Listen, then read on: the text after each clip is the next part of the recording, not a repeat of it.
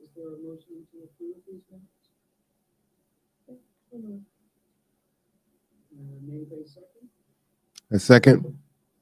All right, does anybody object to approving these minutes? All right, minutes have been approved. Moving right along. Has everyone had an opportunity to look at Auditor C's masterly synthesis of budget content considerations? It's a memo that came out today. Has everyone had a chance to look at that? No. No? Okay. All right. Marwan, you haven't had a chance to look at it? No, you said it came out earlier today? Yeah. No, I have not had a chance to look at that. Okay. Then, can you get it on your email right now? I surely can. Yes. I'm happy about that. Okay.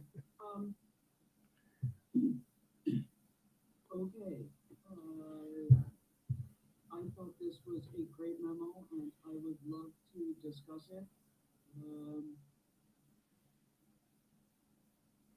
Shall we move through? I don't really know what to do actually. Quinn, have you had an opportunity to look at the Jenny's memo on budget content considerations?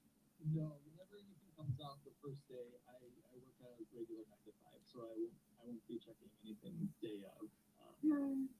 Just in future reference. But no, right. Not either. All right, well, I would like you particularly to review a few salient points in that. Is this okay with everybody? We go through this memo a bit? Yep. Okay, so it's not appropriate to say, gentlemen, start your engines, but committee members, please access this memo. If I could start to kick us off, I did have a few comments. I think it's a great memo. I was wondering if we could add the scope section or somewhere that all of the points listed are not in particular order. Means that they're in unequal weight. Jenny, does that make sense? Okay. Do you think there's an expectation that the first item mentioned will be that of greatest importance? I think that's common. I think people usually read lists and they take the first couple of glances at it, and they read the first 3 and think of the most salient points. May I suggest that in the final sentence of the scope, where it says, please note the list of considerations is not intended to be comprehensive or prioritized or listed in order of importance? Unless they were, Jenny, I'd love to hear from you to know, was that your intent? Jenny, you're muted. Jenny, yeah, you're muted.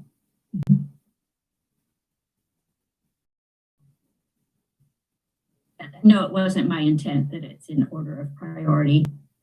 I don't know. I wouldn't be able to identify a priority, I don't think. So I can add the phrase or something similar to what Anna just proposed, and that'd be great if that covers it for everybody. Okay. Yeah, absolutely. Oh, I'm so sorry to interrupt. No, it's okay. Good call, man. Thank you, Max. Okay, so not intended to be comprehensive or listed in order of importance or listed, I don't know. Priority. Yeah. Okay, so moving right along, has everyone had a chance to look at the scope and be impressed by it? Because I think that using as a sorting feature the Distinguished Budget Presentation Award in 2021 from the Government Finance Officers Association is a brilliant stroke. Mm-hmm.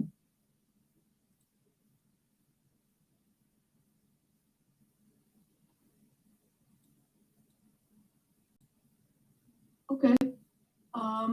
So most of the items that are listed in here are not necessarily, I think that the GFOA, which is what they're Government Finance Officers Association is referred to as. I think that they actually have a pretty comprehensive list of criteria that they look at when they're evaluating whether or not you're going to get the award. I didn't really rely on that so much as my personal opinion, maybe professional opinion is appropriate, of what was lacking or what could be improved in our budget is really what I went by. And then when I looked at what other cities are doing, when Christine and I looked at that, we used cities that had received that award. And Bremerton has received the award in the past. They're just not currently getting it. So I wanted to add a comment that I really, really appreciate as a citizen, the emphasis on different ways of engaging the citizenry, the what am I looking for? The residents of Bremerton, the constituents, I guess would be the best way to put it. And that you looked at a lot of different ways to do that. And I don't know, I guess I'd encourage the city, I'm saying this for the council people present, to consider more than one way to do this, because not everybody is going to be grabbed by the same thing. So one person may love the graphics, another person may have time for meetings, etc. So anyway, thank you.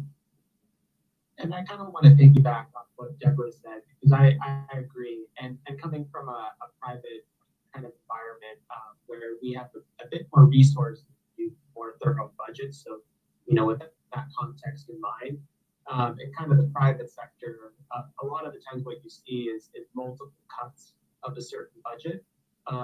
So a cut, for say citizens, a cut for say administrators, and a cut for say, financially savvy people. And I think you kind of alluded to that, Jenny, in the memo, but if there's a way maybe to suggest that, if there's the resources available to do that, that would be helpful, I think, for citizens. Rather than a 30, 50-page document that no one has time to read, a simple 3-page document that they can just scan. And granted, yes, exhibits help with that, and keep, like you alluded to, different views help with that, but people get overwhelmed, I think, with massive documents, and they don't even bother. So I think just having, 3 different cuts and a varying lengths could potentially help. well, I do know that our resources are skeletal for budget when you say that. So even my suggestions, I have to keep it in mind that we really, so I refer to, hey, Bainbridge Island had a great write-up from the finance officer. And Mike Friday says, you can realize that city of Bainbridge Island has 10 people in their budget department. We have 1 point something. Holy. So, yeah, so it's, Sure, that's fair. Yeah, but I did try to get to that in here, in different ways, just proposing, 2-page graphics, or I can't remember if it made it to the report, to the memo, but one of the cities had like a 30-page, ours is 300 pages or something. Yeah, it's crazy. I mean, it's a lot. It's and for those of us who are not finance leads or as mathematically inclined as you and Max are, that's just a whole lot of my eyes are going to glaze over by about page 20. If I knew it was only 30 pages, I could probably power through it, but oh my God. I also wanted to put a bug in Anna and Quinn's ear regarding, and I think Eric might know the history, might be able to give you some more texture on why we went to annual from biennial budgets, because that also strikes me as a way to get a little more manpower behind it. Well, it was my understanding so far that council felt that a biennial budget gave them even less control over the budget process. But Well, the Yeah, comment, I have that comment in my memo, but that was just kind of generally speaking what MRSC's feedback has been about the biennial budget. I don't know Bremerton specific. It sounded like it was a change in the mayor. Just the timing of it was going from, one mayor, only one mayor did it. It was Lynn Horton. I don't know the former mayors. I'm a little bit familiar of Kerry Bozeman, not personally, but just some of the history. But under his leadership, it was changed. well, I will confirm with Eric on Wednesday. And then we Yeah, will see if he do- knows any more about that history, because it may not be purely, and Jenny alluded to this, I think some of it may be political control as well. So, Yes, that was what I meant by council having even less control over the budget. got it, yeah. It Um, actually I makes me will- happier. I will confirm with Eric. I'd just like to throw in right here that a majority of the new council after this year's budget, after the 2022 budget hearings, agreed that the process needed to be more transparent and to give us greater time to give a thoughtful review of the budget. So I'm just saying. And I vow that I will ask Eric. All right.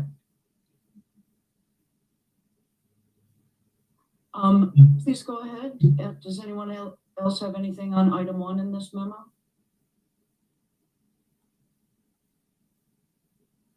Not item 1, but I have a comment on item 9. Okay, well, I have a really quick comment on item 1D, which is, I thought this was a great way to the Roseville, Minnesota, a really great way to make sure that you're getting feedback from Bremerton residents with a survey where the residents provide their name and address, answer 3 questions, submit the form. I thought that was an excellent and simple thing. And of course, it would rely on a budget that told a story and was clear to lay people. I believe that's Jeff Coughlin's hometown. The Roseville, Minnesota. He is a master researcher in like what is anybody else doing. Well, I'm not sure. Christine knew that he's from Roseville, Minnesota, and so she looked up what they had going on, and she saw that. So See, I didn't know that. Okay. I think that's how it came about. Alrighty then. Okay, so nobody else has anything on item 1? And we're all okay with the intent to increase the opportunity? Yes. I'm raising my hand. Oh, I'm so sorry, Christine, please go No, I ahead. just want to give credit. It was Jeff Coughlin who forwarded that newsletter to, he forwarded like the whole thing and said, hey, take a look at this. Want to make You know, sure that guy needs to join a support group for like people who research too much. It's really impressive. Thank you, Christine. So on number 2, you don't have anything until item 9, Max, right? Okay. Anything on number 2? Because basically this is, and Quinn can back me up, this is because he's been through 2 budgets. I've only been through 1. It was, a lot of it was, here's our department, here's how it's organized, here's what we do, here's what we did last year, here's what we're gonna do in 2023. And then after we had absorbed all this new information, then we were hit with figures and how they were apportioned among the general and various special funds. So just breaking it down into here's how your government works, sometime in September, for example, might help increase resident participation. So, everybody okay with that? Mhm. You can be grouchy about it later. You don't have to be grouchy right now. Just be grouchy by email. And then number 3, just more time. Like last year we had, I think, 8 days, maybe 9 days between the budget being published and our final questions and answers. I would even actually suggest maybe putting in a suggestion for a certain portion of time. So just being a little bit more, say 5 business days or 7 business days or whatever we feel appropriate. Just to put a little bit more suggestion. Okay, so modifying the budget calendar to provide council at least 14 business days, at least 10 business days. Yeah. Yeah, I would agree So with be a that. little more prescriptive, kind of. Does that seem okay by everyone else? At least that there were a lot of citizens that wanted to weigh in and they felt like there wasn't enough time. You and me both. Okay, so what do you think? Like, do you think if and here I'm addressing you, Marwan, Mhm. English really needs something to say singular versus plural. Christine, I see you. If we had the educational presentation and we increased the outreach about what was going to happen, do you think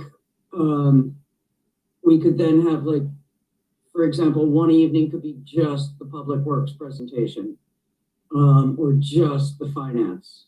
Okay. Yeah, So I do you agree think- with that. I think that would be helpful. And then I think you were talking about even setting up some, I don't know if this was you that was going to do it, setting up small town hall meetings where people can come in and discuss. Was that something that you discussed right before our budget was approved last year? Well, to do it as district meetings, I know that's something that we are planning to do for the comp plan. I've already done one for the comp plan, but okay. I would think even combined district meetings. I mean, you might not have to have 6 separate, that's a lot of overhead, I'm Right. thinking, for each council person, 7. District meetings is a lot of overhead to plan and organize.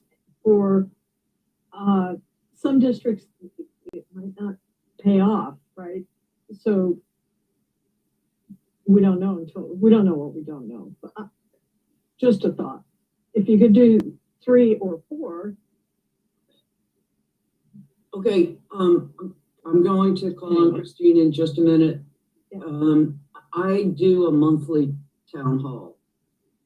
So for me, it's easy, but finding a venue, a free venue, takes quite a while.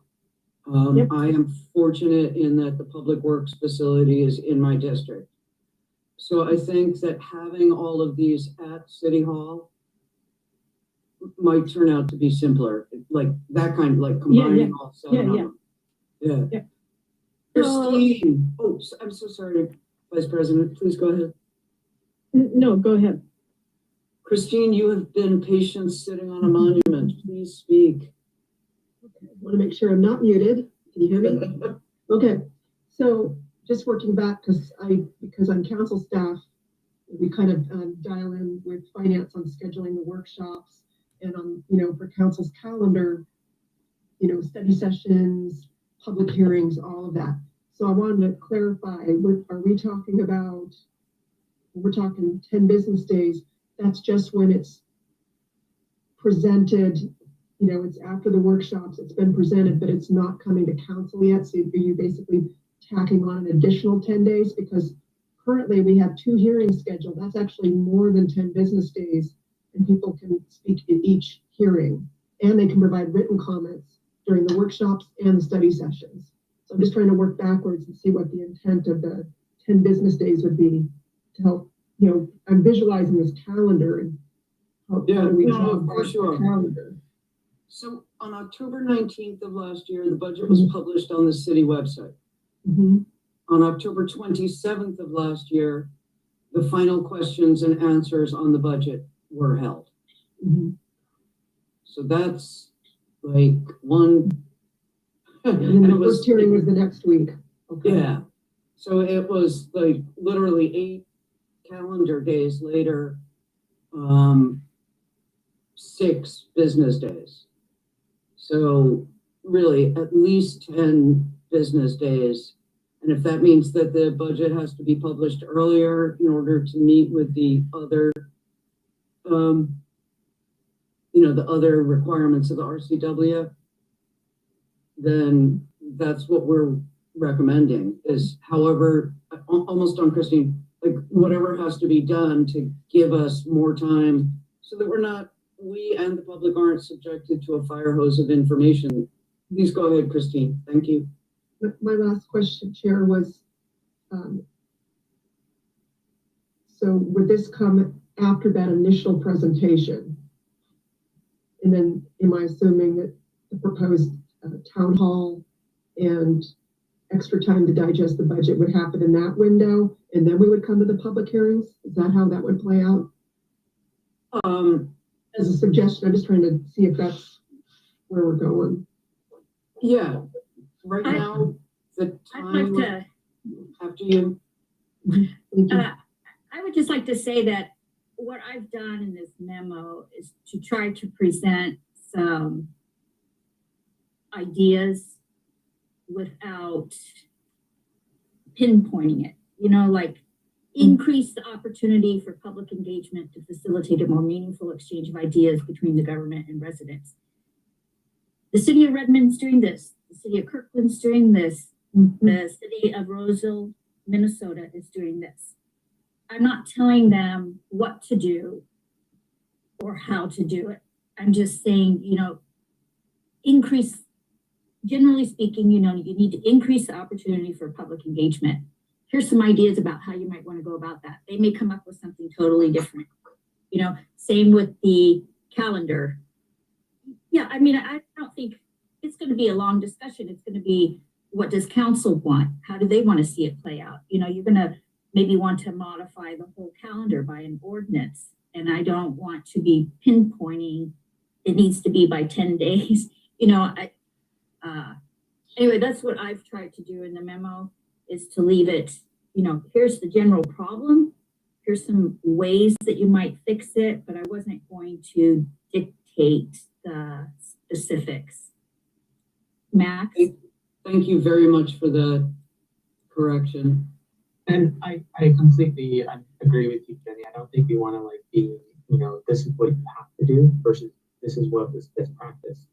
And I wonder, to that end, if your research, I don't want to make you do more work, but if your research has shown, what best practices among the cities that quoted, how many days maybe they have given their citizens to review, and if maybe we can quote that as a minimum, or just to say that if we do go out with a 10-day, business suggestion, that we say, we prefix it to say that this isn't,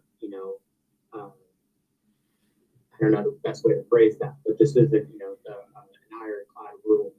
This is just a suggestion and something to consider. I think that the 10 days is going to be arbitrary. I'm not sure what I'll pinpoint on, and also if it didn't work, it could come back at me. Yeah. It really should be them. Here's your problem, fix it. Yeah, Okay. I got it. Quickly, just to Thank you. I do want to, just say that I do think giving it a certain number though is valuable, because people tend to gloss over suggestions without concrete details. I agree that is true, but I think Jenny's point is that these are the council is 7 different people, all with equal autonomy. So it's not like I can go to them and say, or Quinn and I even can go to them and say, the audit committee has decided this, you know, accept or reject. It's something for them to look at and discuss. And if they say, I don't know, you know, I've got enough on my plate, you think about it. But it has to be brought to council. And I think is that making sense? It does, but I think then a range would be appropriate at minimum. Okay. Suggested What did you say, Max? range. A range.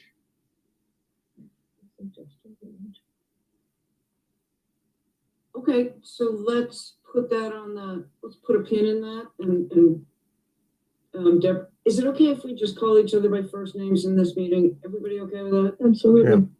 All right, Deborah. I think Marwan was ahead of me, so. No, go ahead, Maybe- Deborah. I'll jump in after you. Okay. So two things to add. One, I hear what you're saying about being prescriptive. I guess, first of all, we can't solve all of these calendaring issues in this meeting, and it's really not our place to do that. So I'm gonna give that up. And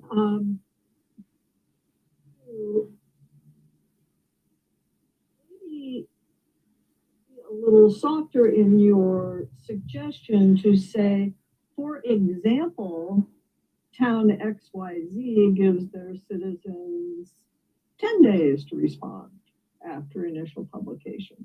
So in other words, give examples, and those examples might lead council to consider something along those lines, so that you're not saying, oh, we should do this. I get that. Anyway, those are my thoughts. It's kind of in there in 1A. The city of Redmond hosted Right. 5 public meetings in 2022, including one in July and one in August. Right. Yeah. Yeah. Okay. Okay, Marwan, please go ahead. Yeah, just my question was, you know, if you were to list the 10 days, just because we're talking about that, and the question is really for Anna and Quinn, would it be more beneficial to have it tacked on to that, the 5 days, which it was last year, or the 6 days, and then adding the 10 there, or putting it before? What would be more advantageous for the community to have more time to, you know, digest it, come back with their thoughts, and potentially sway the council, where it doesn't appear to be just a foregone conclusion? I think some folks in the community had a sense that it was like, okay, we're saying what we got to say, but, you know, you guys have already made your decision.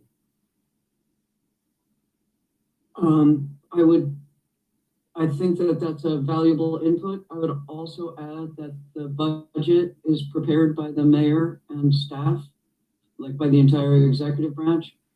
And the first time that council sees it typically is when it is put up on the website. Really? Like last year on October 19th. Yeah. Wow. Okay. Yeah. Did you have any further? Oh, I'm sorry. I was just gonna say that, Can you know, I please- think that's also important too, is the suggestion is to get the word out more than to articulate that also, because the community doesn't have that understanding. And so I think to clarify those things is really impactful in understanding what the process is. I mean, that's one of the major reasons why I wanted to sit on this committee. It was to learn as a citizen and also share that information out so people can feel more Thank empowered. you. Jenny, did you want to respond to this before I call on Quinn? Well, I'd just like to get clarification. Is the date that we're talking about when it's provided to the public, when it's available to the public? So like for 2024, you know, this is many of the dates relating to the budget have a minimum date that they have to occur. And so next year, November 21 is the deadline. You cannot let this happen any later than November 21. That's the date that it's made publicly available. So I think it's council that can create an ordinance to modify the calendar. And if they want it, if it's the date, if you're looking to have that 10 days earlier, it moves a lot of things. Christine can probably talk about it more, but there's a lot of moving parts with the budget, the different levels of review that it has to go through. And I don't know, there's maybe 15 different deadlines that they deal with, at least. I haven't counted them, but. Well, the terminus ad the delivery date, yes, we can't move that. The only direction we can go is to amend RCW 35-33-057 or whatever, to allow the public budget to, because when the budget is published is also when it becomes available to council. Those two things that's the same action. Max, I see you, but Christine is first, so coming right back to you. Trying to run this democratic life. Yeah, Christine, please go ahead. Thank you, Chair. So we are already operating under the 2024 budget schedule. The first line on it is March 1st. So finance is already operating, and it's literally calendared out, including the budget amendments at the end of the year. So this is not set in stone, but I'm just saying that we're already moving, and we actually have the second public hearing on November 15th because of the holiday. So we're already working backwards from that second public hearing. So that's where I'm coming from as far as just when I hear dates, like there's that. And I'm also looking at the BMC as far as implementation of the budget. I'm not clear on. I thought that was a big BMC. To change that schedule, a lot of times we just talk to finance, and maybe they move when a workshop is or plug in some dates. But I just wanted to share that we are underway. Yeah, no, totally get that. Mm-hmm. Christine, while we're in this meeting, can you please just call me Anna? It's really fine. Okay. Because I feel weird calling you Christine and having you call me Chair. Chair, just because you can't see me and I want Fair enough. Okay. Thank you. Please go ahead. Thank you. Another comment / idea, and just to go along with, I appreciate that the dates are somewhat firm and it's difficult to move dates around, but I wonder, is another kind of thought to that, if there's just a way to publicize it better, maybe, because I'm speaking as a citizen, I'm a CPA obviously, but as a citizen, I don't know when this is happening. When I see transit, for instance, having a community outreach effort, I see posters plastered over every transit stop saying, hey, questions and comments accepted over this right now, please comment. But unless I'm tuned in to this whole city process, I don't even know when this is happening. So just having some sort of, outreach, even if it's just listed on the website, just to put a little bit more effort over it. Oh, heck yeah. And I know we want to move on. I just wanted to add in there, it's pretty shocking to hear that you're getting the budget at the same time as everyone else. I think you guys we should all get it a little bit earlier so you have more time as a council to digest it. At the six working days. Yeah. That's why the biennial budget makes more sense to me, honestly. Okay. I will add that in my comments to the council. Quinn, you raised your hand earlier. Did you have something? No, I think it was summarized by Jenny and Christine, just that we would have to look at the BMC and also knowing that finance is already working on it. And so if we did do any sort of modifications to the council, it would most likely be for 2024, not for 2023. 2024 is the one that's already underway, but it can still, I think that the date that it's made publicly available could still be modified, even though we're already planning the first deadline. We can still adjust the future deadlines. Yeah, and that would be a council decision. It would make us so popular with staff. Surely they understand. I promise you, we will become deeply unpopular. But There you have it. Anything more on items 2 or 3? Okay. I thought item 4 was great. It provides context. Anybody have anything else on that one?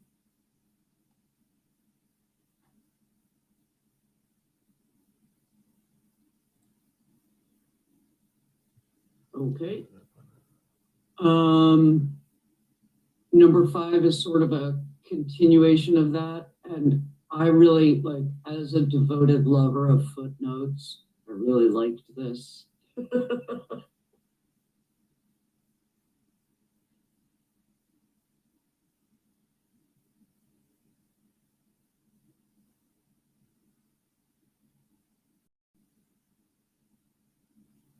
I liked 5, but I think I took it, maybe my interpretation is different from yours, Anna, because I took this to mean a true summary, like really succinct. And as she bolded, tell the story. Yes. And it very much goes into number 7, which personally I think needs to be bumped way up in the list. If we haven't changed our strategic priorities in 14 years, oh my goodness. Well, isn't it longer than 14? No, you're right. Yeah, 14 years. Jiminy. She said, yeah. All right. I think it would be more relevant having the council priorities that you guys just developed at your retreat, something like that, rather than something. It's, I don't know if you've read that section recently, but it's from the budget book. Yeah. Yeah. And I particularly loved the preservation of natural open space as a major priority. More honored in the breach than the observance. Yep. Yeah. Okay. I'm trying to be a good chair. I thought that, Jenny, your whole focus on telling a story that's the elevator pitch. That's just like the budget has to tell the story. And Mike Riley knows that. It's a thing in MRSC. You know, your budget needs to tell the story, and he knows that they've got a weakness there. So he hasn't seen this memo yet, but it won't come as a surprise, I'm sure. Okay. Number 6, that just makes really good sense to me. I'm just going to start moving forward a little because unless somebody, you know, I love the idea of updating the strategic priorities, not only to align with what we're doing now, but to align with, I don't know, actions. You know, it's like, what have we done for the past 14 years and what are we going to do? Anybody have anything else on number 7? Apart from Deborah's conviction that it should go way up to the top. I agree with Deborah's conviction on that one. Okay. Okay. Christine, please put that in the minutes.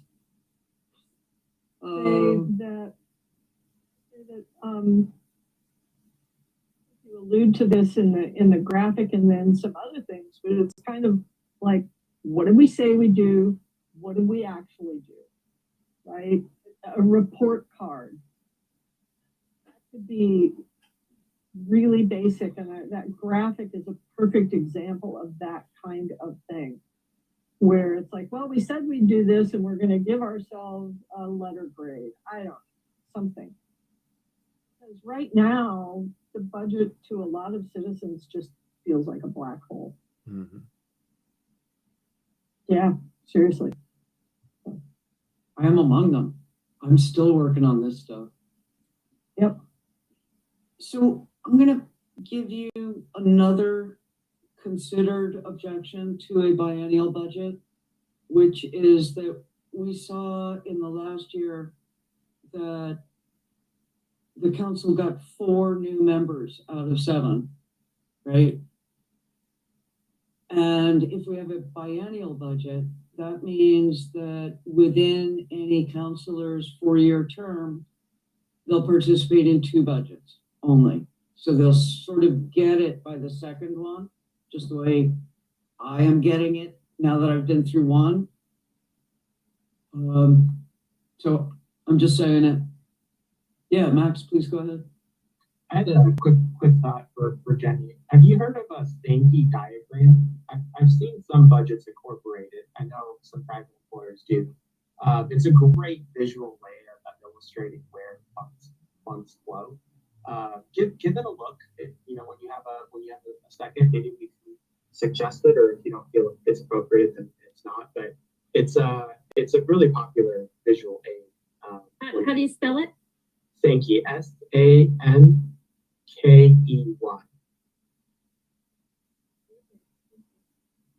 Not like Banksy the muralist, but Sankey the visual. Exactly. Okay. Thank you. Okay. Jenny, did you have anything? Am I like zooming through this too fast? Well, I'm going to respond to your comment about the every other year and only having a chance to participate in the budget a couple times in a 4-year term. There is a mid-period adjustment that everyone would participate in. It's just not as extensive as going through an entire budget process. So, but your point is well taken, especially when there's so many new people. This is, I think, rare, but Christine would know. It's rare. Okay. All right. And finally, at last, Max, leap forward and comment on number 9. Just a quick ask if we could maybe add the link to the City of Fairfield's budget that we mentioned. I tried Googling it and I couldn't quickly find it, so I'm just wondering if we can add that.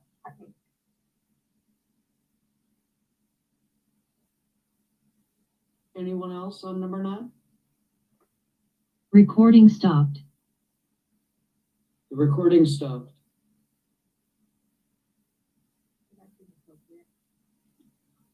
All right. Let's gossip. Did you hear what the mayor said? Did you see that new landscaping around the Max Meeks firehouse? Ah, it was terrible.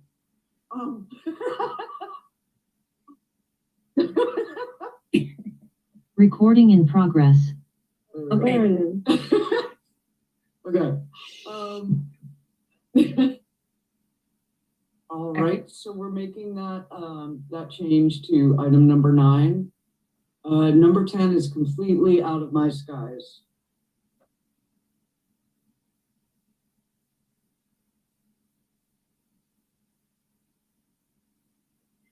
When I spoke with, I think it was Mike, he said that the software would cost about $150,000. That's not going to happen. So, yeah. But if they were going to a biennial budget and they needed to get new software anyway, then maybe it would work out. But anyway, it's just a thought. It's not something that anyone has to do. I just put it out there. I don't know how it works with the public sector, but is there a way to pull funds from multiple cities to kind of pitch in and maybe like timeshare a budget software system? Rather than every city paying $150,000, is there a way to just crowdfund a license that multiple cities can use? I don't know. I can. Please do, because I have zero expertise on this. Cities would share a license. That's what it would be looking There might have to be a nominal fee for separate databases or something that, yeah, that might work. I'll ask our IT people. And if it is a possibility, then I will add it. Okay, thank you. So it's number 11 that I was thinking of about the footnotes, like links to the source documents. And, that was the one I was thinking about, sorry. Okay.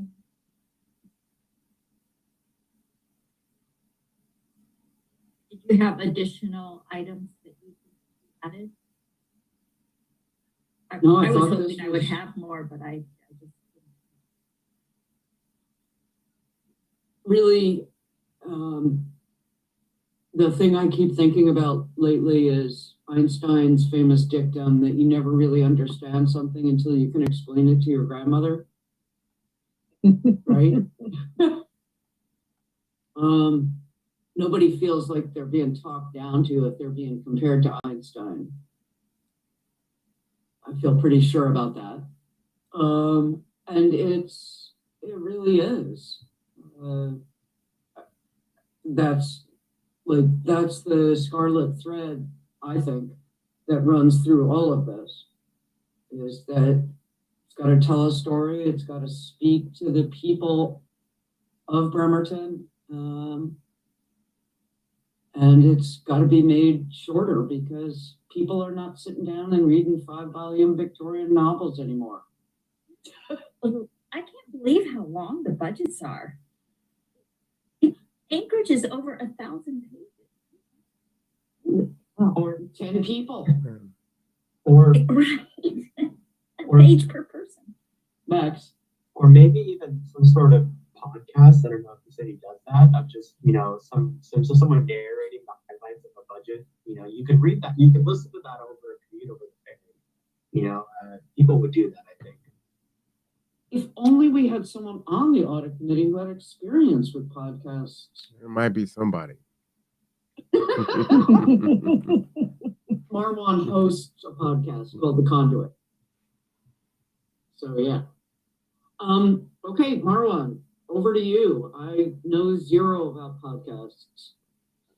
Oh, I think that's easy enough to do. We did a little bit of that last year. We're doing that right now for Olympia. And we've got quite a few people tuning in. I don't know if they're all local here to Kitsap, but some of those posts have 200 views. So they're very interested in what's happening there. In any format that can help with access so that more people can participate, I'm all for it. The only other thing I was going to say for number 11 was, in streamlining this, if there could be a legend that may be tied to any of the strategic planning that the city has. The strategic initiatives, the mayor's initiatives, council goals and priorities. Yeah, like maybe if it was color coordinated or symboled. Okay. Yeah, it's a good idea. I'm sure I follow it, and I'm the one that's going to have it. So it basically be like, I'm sorry, Marwan, please go ahead. So, like, let's say for the community block grant funds or things that are earmarked that is important, it would just be somehow a legend. Either it would be color coded or some type of a symbol that would just say, hey, this is tied to this. So we can quickly, as we're scanning it, just see how these things line up with the initiatives of the city.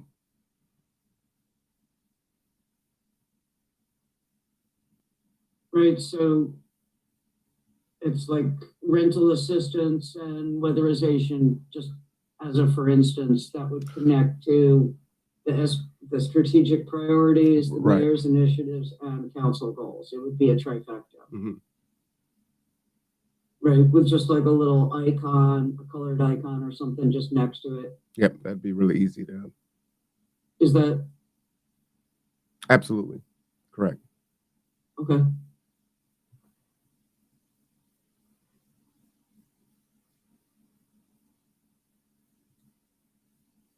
I'm sorry, I'm writing. Am I missing something? Should I be calling on someone? Okay. Did anyone have anything further on this? Jenny, did we go through it in a way that you felt gave due respect to your hard work? Oh, I thought it was fine. Everyone's comfortable with the memo. And that we've answered everyone's questions. Hey, and it's not even dark yet. We have more to do. Miles to go before we sleep. Okay, I had to write that down because I thought that was just really a good idea. Okay, so what happens next with this, Jenny? You and Christine work on it and take the word draft off it? Well, that's up to the committee. If you can either say that it's, you can vote to approve it, pending that we will incorporate the changes discussed tonight, and then you want us to issue it, or if you think that the changes were substantial enough and you're not sure I'm going to get it right, or whatever, you can say we want you to bring it back to the next meeting, or I could actually even email it out when the changes are complete, and it could be like I just send it to one of the committee members and they would go ahead and say, okay, it looks good now, go ahead and issue it final. I am still going to run it by Mike Riley before I issue it anyway. Okay. But so, you know, there's different options on how you want to approve it, but you know, it won't go to the other parties until it's approved, pending or not pending, whatever you want. Well, I'm going to make a motion. Can I do that as chair? I think I can. Anna, can I jump in before you make a motion? Speak. I would just, for me, it would be helpful just to see what it would look like after the changes are made. As Quinn was saying, you know, on the day of, it's not enough time for me to digest all of this here.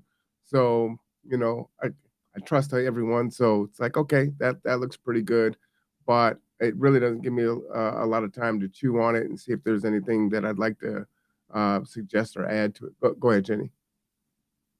Well, I'll just say that in this particular case, this is going to be, these are budget sessions for next year or for the coming year, you know? So it's not, I don't see that there would be a problem that we actually wait until our next meeting if people wanted to do that to finalize this. So I could go ahead and make my changes, send it out earlier. It had been our intent to send it out earlier, and I apologize that we didn't get it to you guys earlier. But yeah, we could actually just bring it back to our next meeting since there's no urgency on this. It's not like everyone's waiting to sign a contract, but you want to hear what the auditor had to say first. So I think it would be fine if that's what the committee wants, is to just go ahead and make the changes and bring it back to the next meeting. Max, yes, please go ahead. I just second what Marwan said. I think given that the time is there, and also the importance of the budget holistically, it essentially drives the entire city government. I think it's important to get the message, you know, it communicated in the right way. Okay. Anybody else? Because usually what happens is you make a motion and then there's discussion. Go ahead, Deborah. We're having our discussion first, but maybe I get can that. synthesize. Maybe I can synthesize this into a motion, which is to.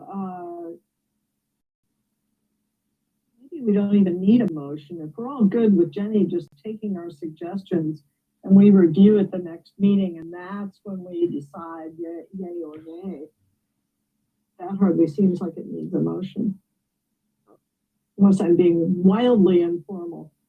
And I apologize, and I jumped in because I thought, you know, he was like, oh, let's do a motion. It was going to be like, oh, it's final. It was like, let me jump in before. No. I didn't know how the process went. We were going to be able to discuss after. So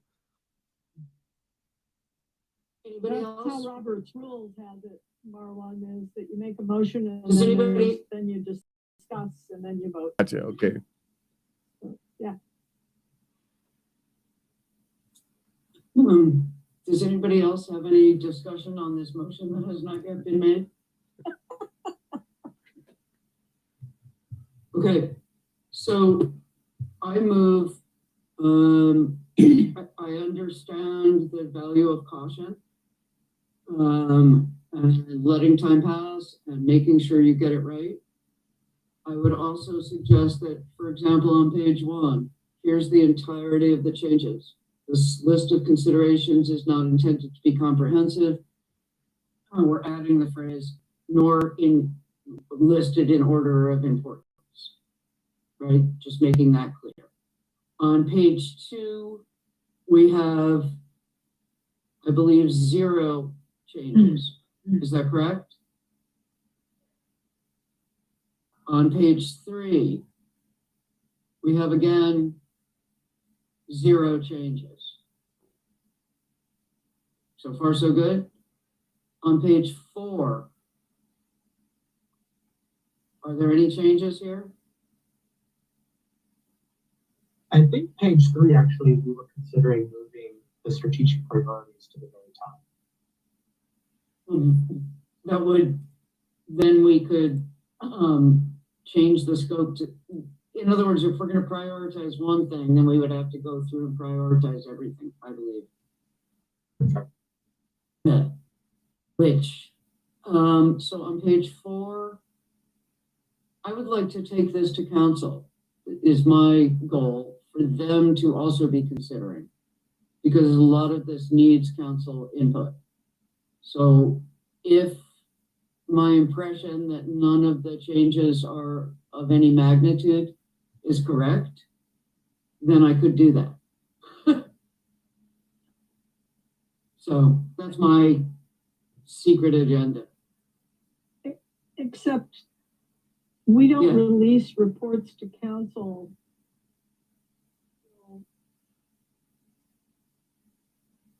You faded out, Deb. Final. Sorry, we don't release reports to council until the report is final. So we don't shop this stuff around before it's final, right? It stays in the audit committee until it's released. Okay, so we can't, so here was my motion. Hang on, just one second. So are there any other major changes to this memo other than the one I have mentioned? I would just say, not that we know so far, but to honor both Marwan and Quinn's lack of familiarity with the document, I think it's fair to come back with the changes we've mentioned so far and push approval to our next meeting. Alternatively, they could have, like, to the end of this week to contact me in any way they see fit with any suggestions that they have. That And wouldn't break quorum. Oh, and then I can work with them on that and incorporate changes that we decide are appropriate. If there's anything of great significance, we can wait and let the whole committee weigh in if it's smaller things or just embellishing some of the things that are already there. We can do that most likely without the whole committee weighing in. We've done this before where we just get some additional feedback. And I do need to still run it by Mike Riley before it's finalized, but that would speed up the process for getting it pushed out. And Quinn has his hand up. I just wanted to say, Max Yes, was saying how. Actually, I have Zoom here. Okay. Go ahead. Jenny, had you finished? Okay, Quinn, please go ahead. Yeah, let me defer to Marwan, and then I'll take the floor. Okay, Marwan, shoot. Please go ahead. I was just going to say, just piggybacking on what Max was saying, again, the budget is important. And I think that as this is coming through us first, we kind of set the tone. So if we rush things, then it kind of puts everyone on this quickened pace. But if we slow down a little bit, I think we can control the pace. I think it's more important to be a little bit more methodical and slower with things than just rushing through for the sake of checking it off and getting it done. I'd like to respond to that before I call on Quinn, which is, here's my thing, once more, is I'd actually like several of these changes to happen this year, 2023. Can that, And the ones I'm talking about are not in the actual content of the budget, but the ones on the first page. That requires extensive rescheduling for all of the staff, which they will either A, do, B, not do, or C, something I can't foresee, or none of us can foresee. I think that the outreach opportunity, increasing the outreach opportunities is something that we should start talking about at council. And Max, I see you. So I'm totally not trying to check off the box. I vow. If I were a scout, I would vow on Scout's honor. Quinn, please go ahead, and then Jenny. Sure. I was just going to say that I was able to kind of digest as the meeting's going on, but I'm going to defer to the consensus of the committee as to whether or not we want to push it to the next meeting, or if we just need written comment to Jenny. I'm fine with either. Thank you. Jenny, please go ahead, and then Max. I don't think that there's, again, it might be a better answer this, but I don't think there's any reason why you couldn't share verbally the ones that you feel you want to get on the table. You can say that, you know, the draft report is recommending the outreach and some ideas presented, or however you want to do it. I don't see why you can't get ahead of it. It's not like we're going to be pulling that piece out. You know, we're just tightening a few things up is all, right? I mean, Marwan, you're not anticipating that something would come out as much as you're thinking there. Well, I don't want to get into your head, but you might have some additional comments or some tightening up. I don't think that you're going to come back. yeah, I don't see anything radical. Yeah, no. Yeah. I agree with that. There might be some more things that come to mind or tightening up here and there. So I don't think that there would be a problem, Anna, if you shared some of the insight. You just can't share the document itself yet. I will not share the document. If I knew a secret Masonic sign, I'd be making it. Is everybody on the, do we have a consensus of the committee that it's okay to discuss increasing outreach opportunities and opportunities for public engagement with council? Just that? Let's look at that. Compromise, the American way. Okay, then I will do that. I have made an action note. Quinn, Marwan, if you have further questions, you'll get with Jenny during the next week or two. It's perfect. Does that sound good? Yep. Okay. Sounds good. All right, it's only 6:05 p.m. and we're moving on to the next part of the agenda. Yay! I just want clarification. Are you going to be wanting me to issue this before the next meeting, or are you still thinking that it will come back? I, myself, am just voting that this should be approved by the Audit Committee. But I'm just voting, and that doesn't seem to be the general consensus, so I'm not fighting it. Yeah, Deborah, please go ahead. I think maybe we do need a specific motion to, for Jenny to take comments via email. And then can we, and Christine, I'm directing this to you, can we approve something via email? I think we can. I think we've determined that we can.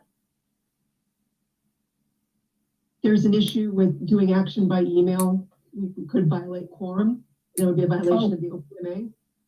And Okay. also, if you have consensus to bring this back later, you do not need a motion. If what I you're, thought. and if you're saying there's consensus, you want to make the changes and then have it issued, I don't believe you need a motion either. And I'm also following OPMA and we have nobody attending, but if you did make a motion and take action, we'd have to open it up for public comment. So just the idea of committees is you kind of reserve the action for the high level stuff. And if we're still at a draft memo stage, I think consensus works just fine because you're all declaring your, what do you call it? Your Intent. Thank you. You can spell me when my blood sugar falls, as it will do really soon. We still have to do the work plan, just saying. Yeah, moving right along. Yeah, let's Okay. move on. So this will come back to us on March 27th with these minor changes. And at that point, we will either A, approve it, B, not approve it, or do something else. Okay. Back to the agenda. Come to me, my little agenda.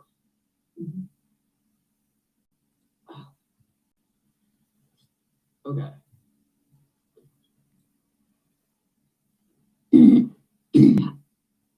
I think it's the status of the in-park. There we go.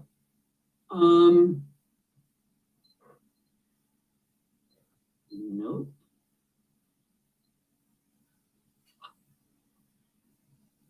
Hang on, sorry about this. Okay, so the status of the PSA with M-Park, is it still delayed? Is that correct? It's delayed further. So it had been, we couldn't do anything because it wasn't going to be signed until the end of December. And you can't audit a contract until there's been some activity going on with it, if you're auditing compliance.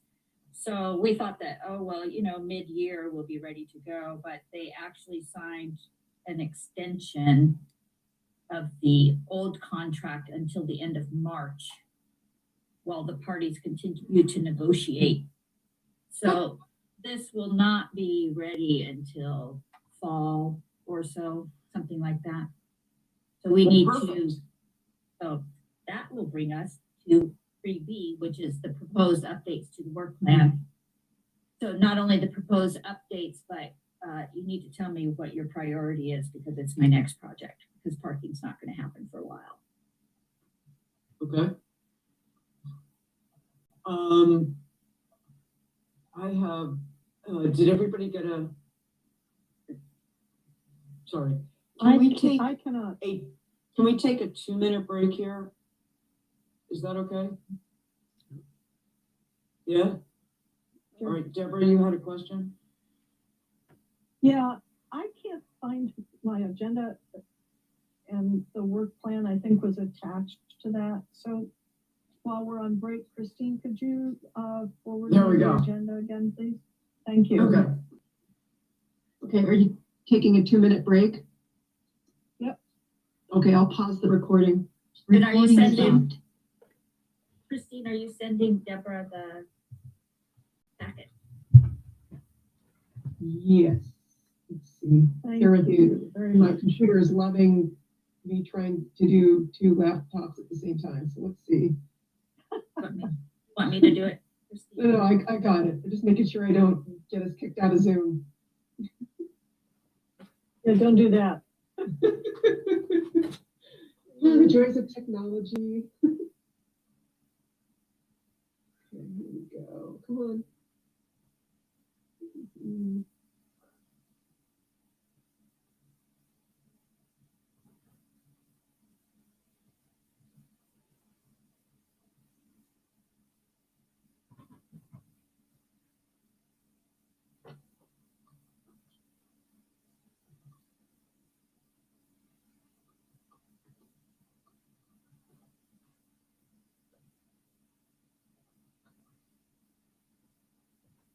Okay, just send it.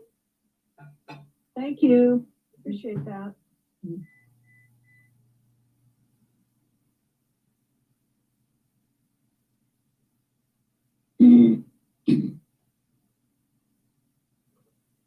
Yay, there it is.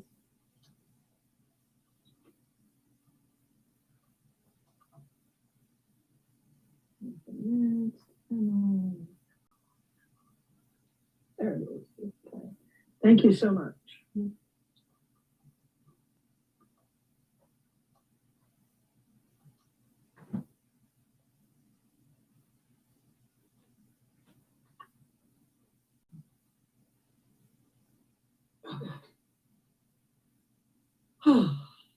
Thank you. Are we back on? Here we go. Recording in Are we progress. now? Okay. So everybody has the work plan? Okay. Oh, okay. How can we, in the future, and I'm just asking all of you who have come back, how can we in the future make sure that all the materials are ready before the day of the meeting? Like, could I move my pre-meeting with you back? Would that be of use? How can I be of help?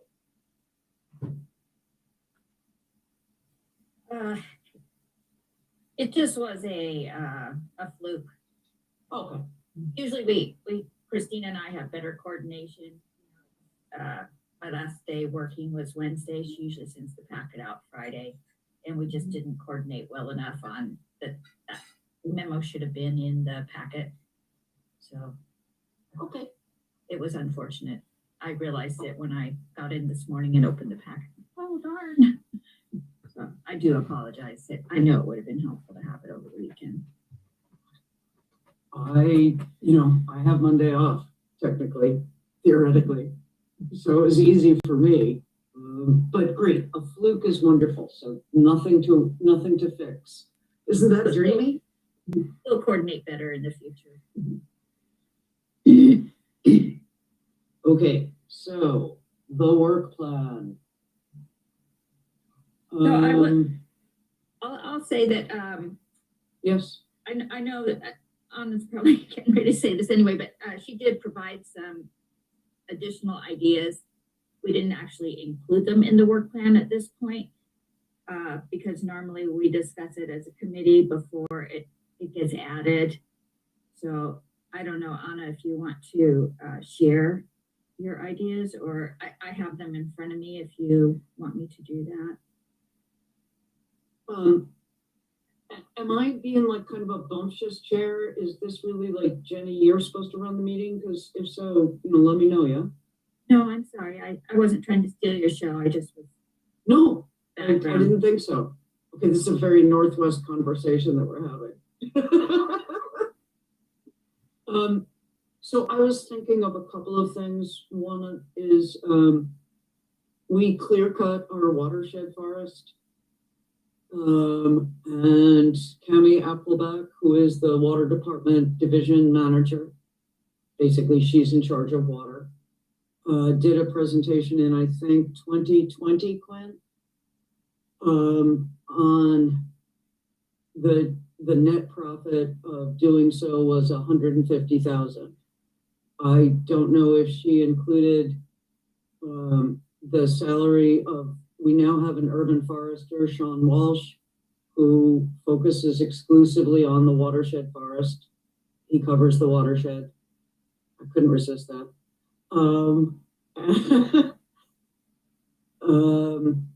Maintaining the roads, the loss of filtration, the extra fire danger of slash piles, et cetera, et cetera. I don't know if $150,000 is the true net profit. And so that was one thing I thought we might perhaps want to consider on this work plan.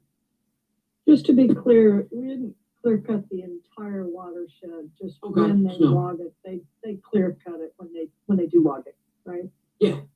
Okay, thank you. Yeah, no, I think You they scared me did. for a second. Oh, no, my bad. They did some 20. So would the item for us be to examine, what? I mean, what's Jenny's to do here? To determine the actual net profit Okay, of doing so. of that policy, okay. Yeah. I would think that's a little challenging because I agree on that is valuable, and I understand the externalities involved, but it's an economic kind of argument, I think. And partly I think it's out of the scope of what an auditor specializes in. But Okay. Jenny, maybe correct me if you think that you could tackle that.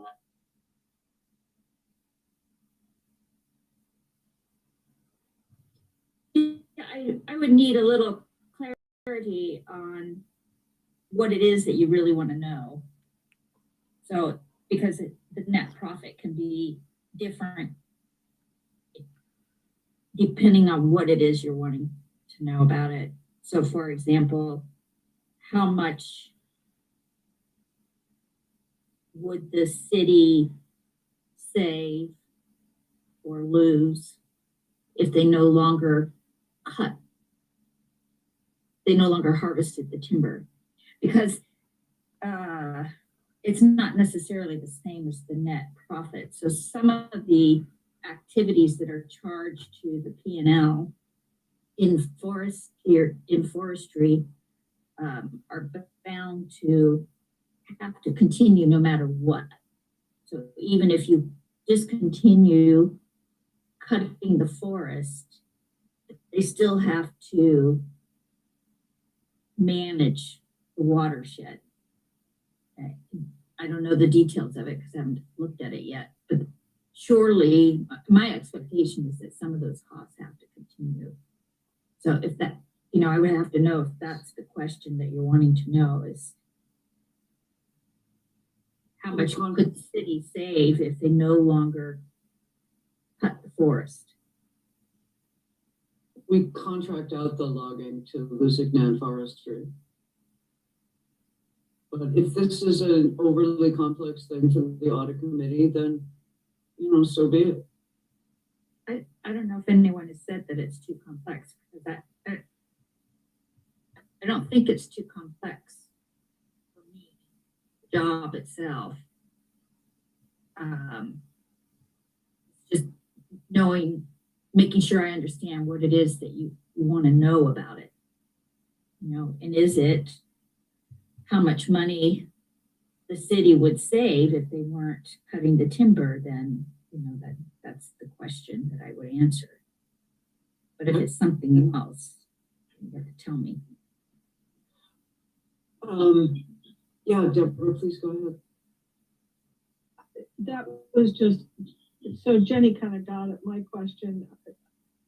I'm by no means a fan of clear cutting, but I also don't know what the economics of selective logging versus clear cutting are, or if there's a way to quantify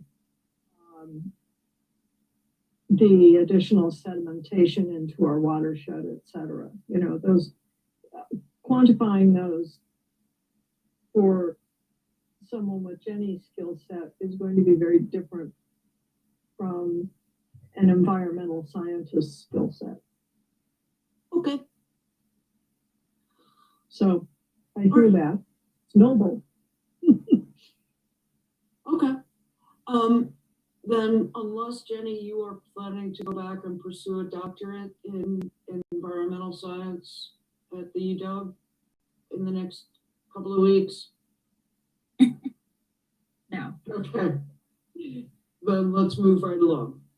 So a second one that I was considering was, I'm sure you guys all know that we are having the dickens of a time hiring and retaining workers at City of Bremerton.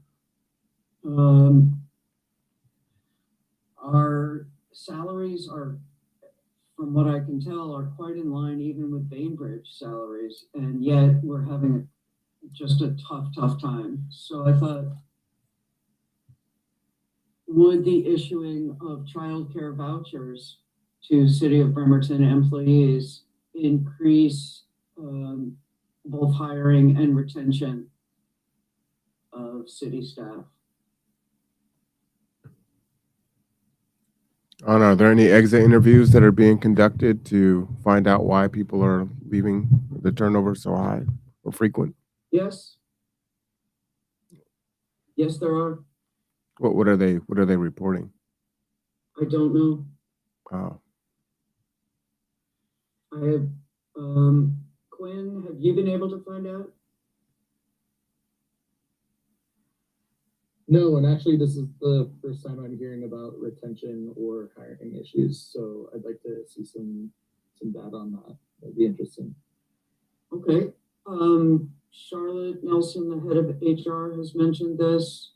Public Works mentions it very often. DCD mentioned that their entire code enforcement staff is currently 0. That kind of thing. Mike Riley mentioned it. Yeah.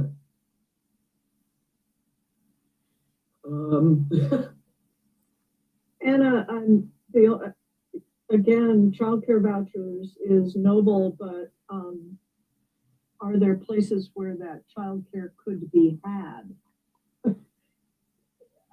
People I know with children are having a really, really hard time finding openings in childcare facilities. So vouchers are great, but it's kind of like Section 8 housing vouchers. Who will take them? Who will bell the cat? Max, please go ahead. I will also suggest that the current ferry situation with Bremerton could impact this as well. I mean, granted, the fast ferries we run to Bremerton Monday to Saturday now, but it's still not enough. And Bakeridge's ferries are more reliable and faster. And a lot of, I feel like, especially the younger generation to take upon some of these lower paid jobs would be more willing to commute to Bainbridge versus Bremerton. That's just putting something on. Okay. Anybody else on this one? Just that I would like to see some of the exit interview information so we can align whatever tangible or intangible benefit that can be linked to retention could be, where it makes sense. Yep, me too. Yeah, I wonder if that's the avenue that Jenny could explore is, what are strategies the city could undertake to improve recruiting, like what do other cities do to recruit, and find out what those retention issues are and have other cities our size dealt with this, and if so, how?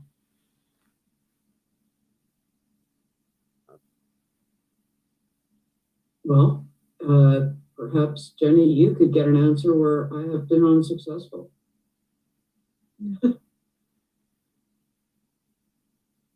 Yeah, Max, please go ahead.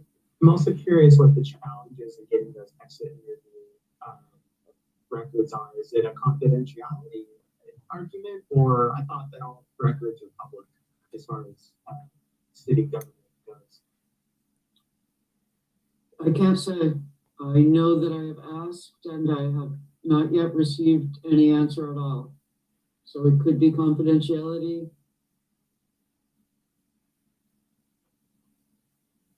I can't say. I mean, I can speculate idly, and I do that a lot, but that's not going to help us.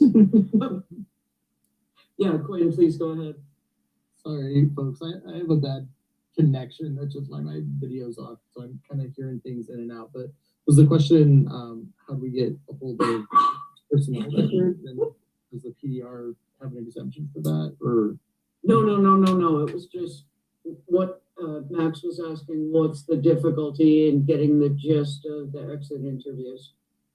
Oh yeah, sure. So I know I've dealt with PDR requests for some time, and usually things like personnel files are exempted from what I know. You can't just ask for somebody's personnel file. That's something that would be exempted under the act. Oh yeah, but would getting the gist of the exit interview also be a forbidden act? I think that's a question for Kylie and Charlotte, but Okay. I guess it would have to be the specific data that you're looking for. Okay. Yeah, Max. Thank you, Quinn. Please go ahead, Max. Yeah, I was going to suggest that I know I volunteered for the Census Bureau, and the way they get around that is summarizing the data in non-identifiable formats. So even if it's just say all employees, that have exited, and then what were the top 10 reasons, I feel like that would be reasonable, a starting point, but, you know, Quinn, your contacts would definitely be able to maybe lead us on the right path there. Okay, well, that's the head of human resources and the city attorney that he's referring to. Okay. I did the census too. It was fun. I learned how to refer to people as person number one. Okay.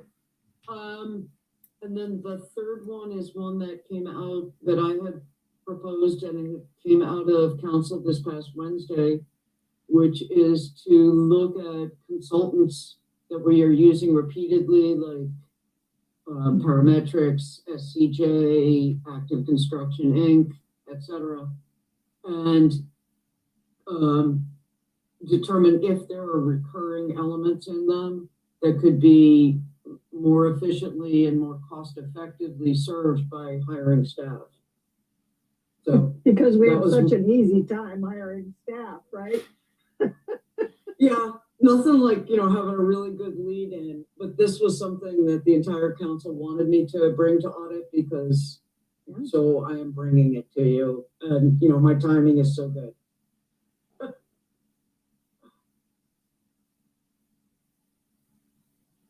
Yeah, I think that could be a really valuable analysis for the city and could feed budget discussions as well. Well, the genesis of this was Tom Nucky, the director of public works, said that hiring consultants is usually at least 3 times the cost of doing something in-house. And Mike Riley said that that was a very conservative estimate. It was probably more like at least 4 to 5 times as expensive. So, And is that just the raw cost without bringing in benefits, et cetera? Is it just like salary versus consulting cost? Because there's more to employee costs than just salary, right? no, he was reckoning the cost to the city of hiring somebody, which is their salary plus all the other. Okay, good. The, Yeah. the true cost. Yeah. And it was still, it was still that, the discrepancy was still that large. I mean, Yeah, go Max. ahead, Mike. Oh, I'm sorry, Deborah.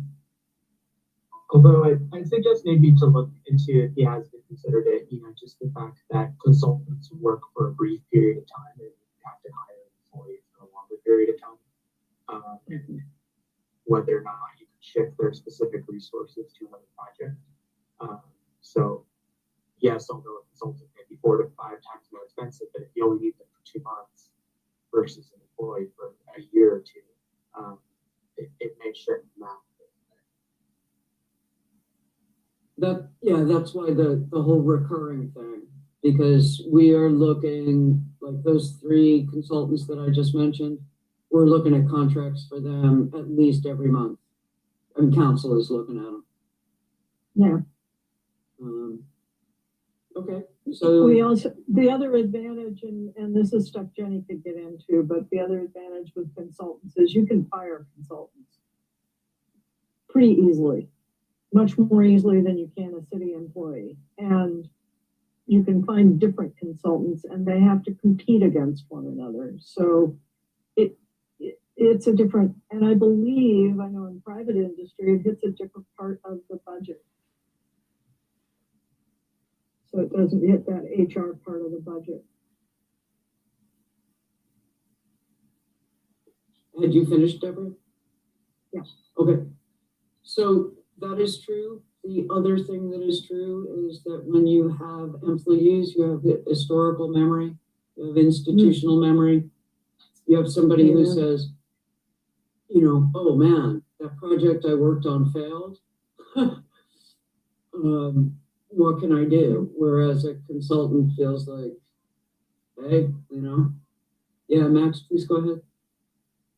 I'm a little biased with that one because I was a consultant before, but I will say that consultants also have a broad view of many different situations that an individual employee. So that's a thing to keep in mind.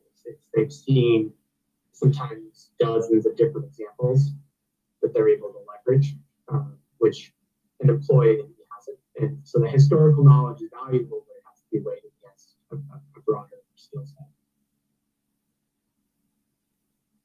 My question, Anna, is you're saying the council is looking at contracts every month. Like, how long are consultants consulting? Is this an ongoing thing? Is there an end date to consulting where, okay, we're good, we're ready to move forward with what they suggested? Or this seems like it's a permanent fixture the way that it's kind of being presented? Okay, so here's an example, and Quinn, please weigh in if you find that I'm like straying from the path of truth.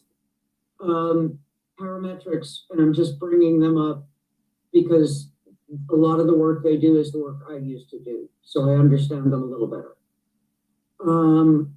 They came in on the Oyster Bay sewer replacement, and then when that contract was modified the first time, their scope was increased. And then when the contract was modified it's been modified many times. And each time Parametrics does a small additional piece or a large additional piece. The Manette Beach sewer, which is, I believe, I could well be wrong on this one, but I believe that Parametrics is doing one part of the laterals on the sewer there, right? Sewage is something that keeps coming up because we have a federal mandate to keep our waters clear, so it's like, we have to do it. So is there something that Parametrics or any of these other companies is doing that they keep coming in and doing that we could have somebody? Sewage we shall always have with us. And so that would be a, for instance, these are things that could be done in-house. If we had somebody like myself, but with more education, that was really fascinated by sewage.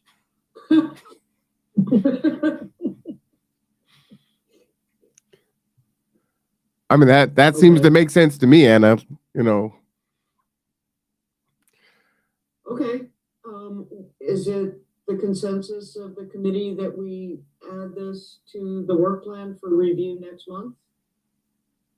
Okay. All right. Then, Jenny, have I gone through all of the things that were on the email? Hang on. I could go to my email. It's a wild and crazy idea. Well, you had the sustainability item. I don't know if you wanted to. Okay, so this one is just tough. So I'm just pitching it to you guys to just say, this is tough. The council is pretty close to unanimous against studying sustainability or working on sustainability of Bremerton. But self-sufficiency is more Bremertonian. Like, what can we do to keep ourselves off grid? Like solar panels over parking lots, so that the energy we make is here and we distribute it here. Can we help people grow and expand urban farms? Can we make more opportunities for not block parties, but not block captains either, but keeping small, very neighborhood mutual aid happening? Because natural disasters are common at least once a year now. And once a natural disaster hits, if it's too hot, you can't walk more than a block. If it's a snowpocalypse, you can't walk more than a block. When the big one hits, you can't walk more than a block. So that's what I was thinking, or what are the top 5 or even the top 3? Thank you, Jenny. Your memory is actions, specific granular actions that the city could take to increase self-sufficiency among Bremertonians. I wonder if a better word is resiliency. I think it's a better word, and I think sustainability is also a great word. But here's what happened to me all last year. is when I used either of those words, they all turned away from me there on the Group W bench. Okay, then. So there's a document to convince them of that, right? I thought if we just focused on self-sufficiency, that would, and shortening supply chains, which I think people could really get behind, that might appeal to a majority of Bremerton residents. Whereas resiliency and sustainability do not appeal, and strongly don't appeal. Quinn, is that accurate?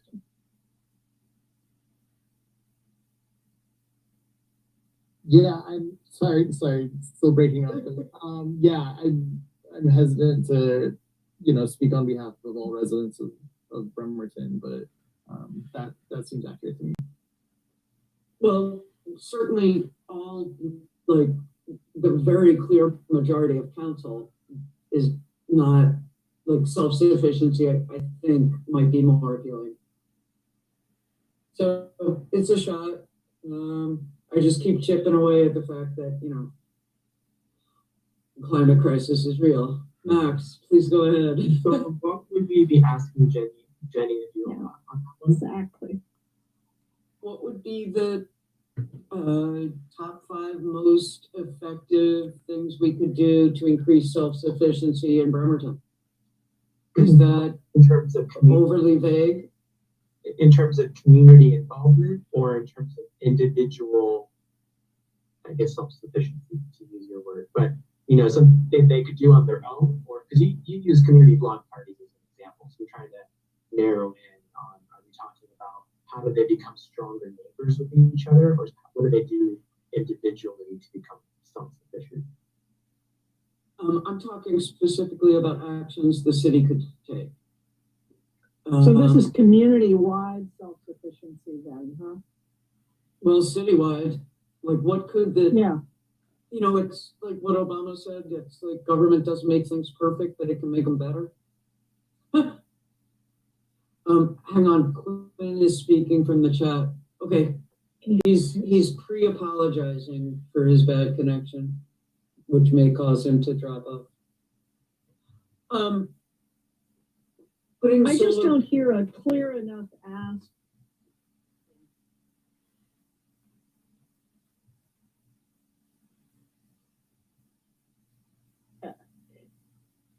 Again, let's focus on Jenny's skill set. And what would we have her examine and produce data around that she has access to? And most of the data she's going to have access to is city-produced data. So what would we be asking her to examine for what outcome? When I pitched this, Deborah, Quinn, I see your hand and I'll be right there. I said, this is ecology, and here's how ecology works is you have like multiple variables. And I get all that. I just don't know how it relates to Jenny's skill set. Yeah. So this committee. Yeah. I pitched it and I said this would be tough, and Jenny brought it up. So that's what we're talking about.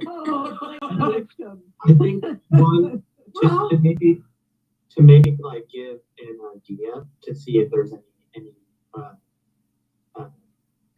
support behind it.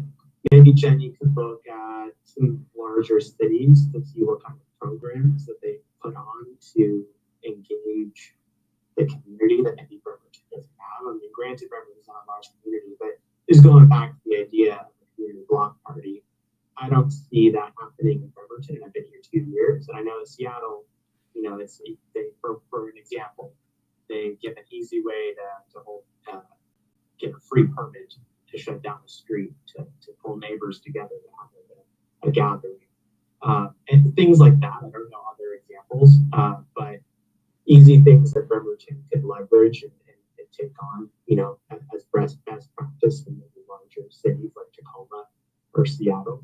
Could be something Jenny could look at. But I agree with Deborah that I struggle to see Jenny taking a more Okay. bigger approach to that. I'm just gonna say that before the pandemic, there were block parties, and that Seattle has, and most major cities have an entire sustainability department. But, okay. Quinn, you've been, had your hand up for a while. Sure, thanks. Yeah, I think, and everybody else who's been on this committee longer than I have, I know I've only been on it a little more than a year, but what I picture the committee and the purpose is more of like what an internal control auditor would be doing at a large corporation, right? Like consider the municipality as a corporation, look to make sure that there's specific controls going on for, liability for theft, efficiencies, things like that. So I think that the ask that we need to be asking of Jenny is exactly what Deborah's saying is data that's already ascertainable. That's kind of why I was pushing parking as far as let's take a look at how many parking tickets have been written, how many tows, what the cost kind of along your vein on contracting out consultants versus, do we need specific people who are working full-time jobs? That would be specific hard data that we could look at and say, okay, the in-park parking contract is coming up in the budget season. Does this make sense from a financial standpoint, what we're getting from that versus now we're going to ask Mike Riley to do a financial analysis of putting a couple FTEs to do the jobs of the contractor of the in-park person. So that's just like my specific example that I think the committee is more geared towards rather than policy white papers is kind of what I'm hearing. Talking about sustainability, things like that. Let's move on then. Can I? That makes sense. Quit talking about it. Can I jump in? Because I kind of took this conversation when you started a different way. So you're talking about self-sufficiency. So what I was hearing was, does the city align with the county? If we have the big earthquake and Gorse is washed out, are we going to have food, water? Are we going to be able to have emergency management services for our elderly or disabled, for our homeless? Are there things that we need to do to be prepared for that? So am I off base on that? Because that's what I was hearing when you first brought that up. That's totally where I'm going. But what I'm getting from everybody else is that I'm fascinated by this. You're fascinated by this. This isn't like an audit committee thing. Is that making sense? But wouldn't that be an audit to see where we're at? And as far as the college does shooter drills and earthquake drills, and so where does the city stand as far as if this thing happened tomorrow? Are we ready? And where are our deficits? So basically, review our emergency preparedness. Casey Dam. It's at County Department of Emergency Management. Yeah, Max. Yeah, I think I hear what Marwan's saying. I agree. I just want to leverage kind of what Deborah said. And I think as long as we think of a concrete, actionable, objective criteria for Jenny to evaluate, I think that we're on the right track. It's when we kind of leave an open-ended route where I think it could be a struggle. So, you evaluate preparedness and earthquake safety or school shooting drills. I think that's one thing, and probably, create an action plan on that. And I think that's valuable to be discussed, but we probably want to target it a little bit. Probably want to what? Target it a little bit. Narrow the scope, narrow the focus. Okay. Anna, to that, this is important to me, so that's why I'm pretty jazzed up about this. But if there was an earthquake tomorrow, how do residents get information? Like, I have no idea how that would happen. Where they report somewhere. I think there's value here, and I think it can be drilled down. So maybe looking at what the county's doing and how the cities align, or at least how we align with the county's initiatives, and then try to fill in those gaps if there's gaps that need to be filled. I'm wondering if this belongs in a department other than audit. Like public safety? Yeah. Something. I feel like it's, you know, typically you think of an auditor as being more of a financial person. So, you know, my background, I'm a CPA, my bachelor's is in business administration with a major in accounting, emergency preparedness. You know, it's a stretch. I mean, I can research and ask people questions and hope that I get the right questions, but I mean, it's, Max, I see your hand up, Max. Yeah, go ahead, Max. And then Quinn. I'll give you some aid on that one. I was giving a little bit of just like open-ended. I could see you doing that if you really spent some time on it. But I think the other thing to consider too is how the public would view Jenny's report on something that she's not exactly a specialist in. Exactly. There you go. So that's something else to consider. Okay, I gave up on this one several minutes ago, so all I'm doing now is calling on people. Quinn, please go ahead. Yeah, sure. Marwan, this might be helpful. The Public Safety Committee, which I'm a part of, meets on Thursday. I don't know if you're able to attend as somebody that would be able to ask questions. Actually, I'm not even sure if we have public comment on that one.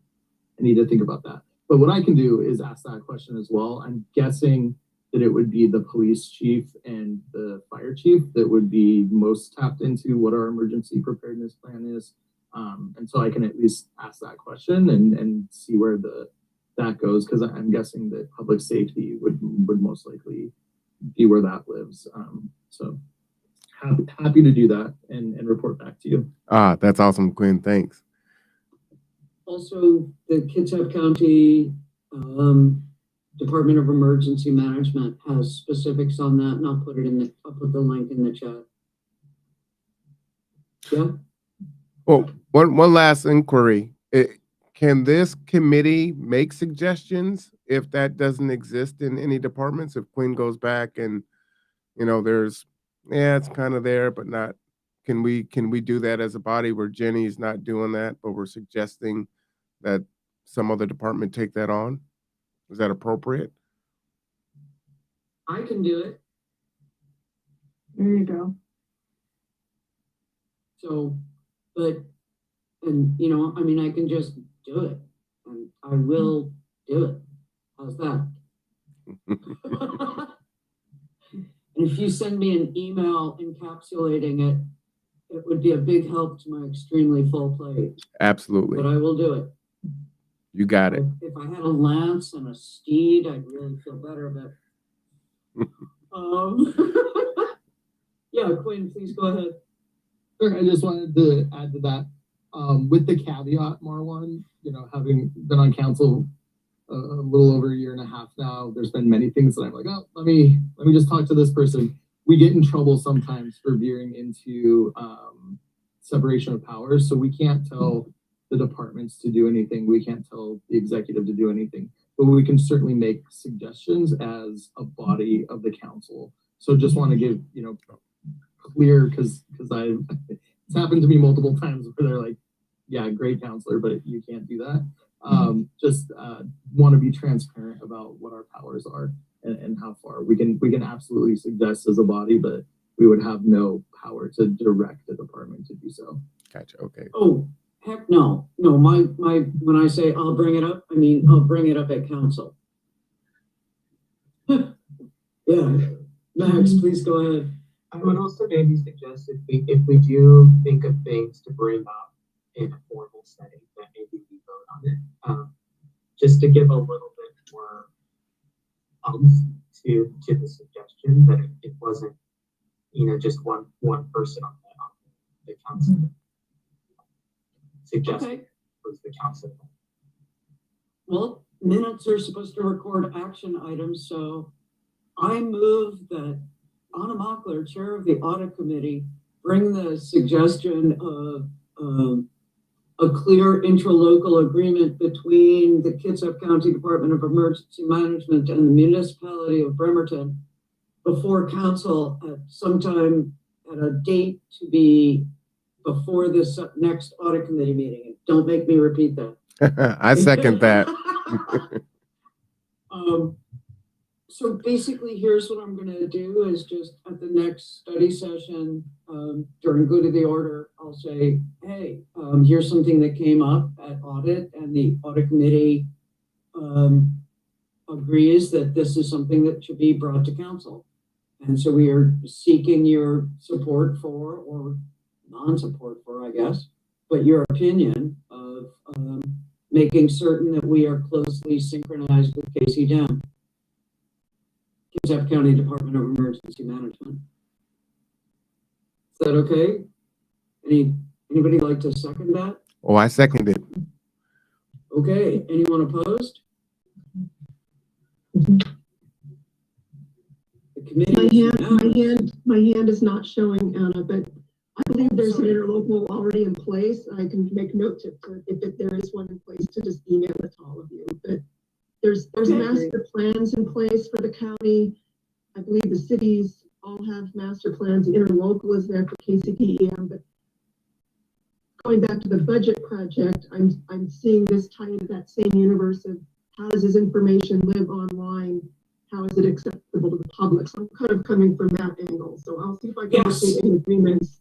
And so we're not, that you or the audit committee wouldn't be bringing up something that's already done, or if it's on the periphery and coming back. But I don't see that on the schedule anywhere. But those are only brought back when they're updated, so it might be a while since our last interlocal. Anyway, thank you. Okay. Thank you, Christine. That makes really good sense. Deborah, I'm going to be with you in just 1 second. I think that's super smart, and thank you for knowing stuff. Deborah, please go ahead. Yeah, we need to get back to the work plan because Jane doesn't have anything to work on coming up. Yeah. And I need to leave soon. So Okay. it's all about me. I wondered when I look at the work plan, if she could work on the second part of the parking thing without addressing the first part. Is In other that the words- cost? Not without knowing what the new contract, not without knowing what the cost will be under the new contract. Could you compare it to the existing contract just as a starting point, as a place to get started?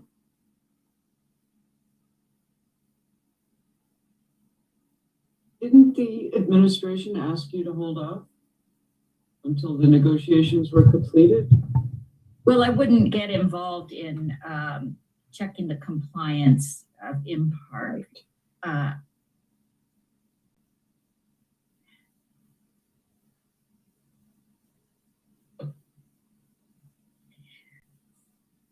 think that the answer is somewhat, Deb, that I could, because I have, even knowing that I'm going to be postponed even longer, you know, I'm not going to just sit around and do nothing. So, you know, I've started developing somewhat of a work plan for when I do get to go do the compliance audit on parking.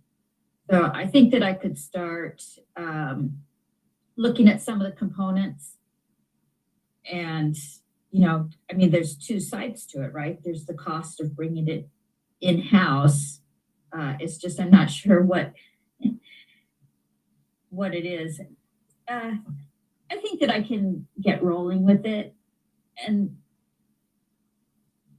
I would like to have a backup. I think if I find that I'm a little bit, I don't want to be wasting my time. No. And looking at the cost of bringing it in, but I don't know how extensively they're changing it. You know, I can look at the budget, which I did do, and saw that there's a measurable increase in the cost in the budget for. So you could, you just cut out. A lot of what you just said just cut out. I'm sorry. I don't know why that is. Yeah. I have a strong signal.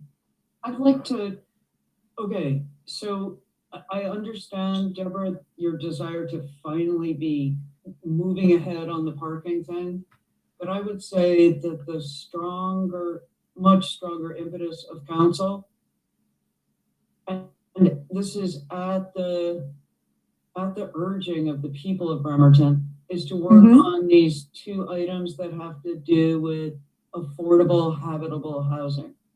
The updating the surplus city-owned land Okay. review, and the landlord license compliance. That would Right. actually, I'm pretty darn certain that here we are representing the will of the people of Bremerton.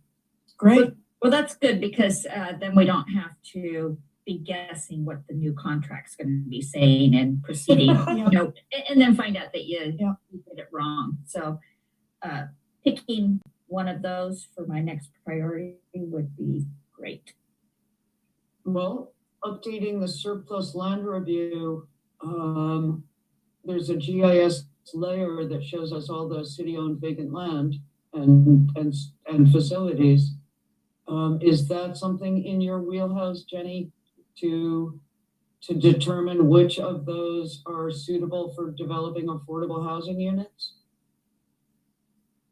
Well, it's not me personally, but you know, I can reach out to the people that know. So somebody from community development, so I can look for the properties. I'm not going to assume that the GIS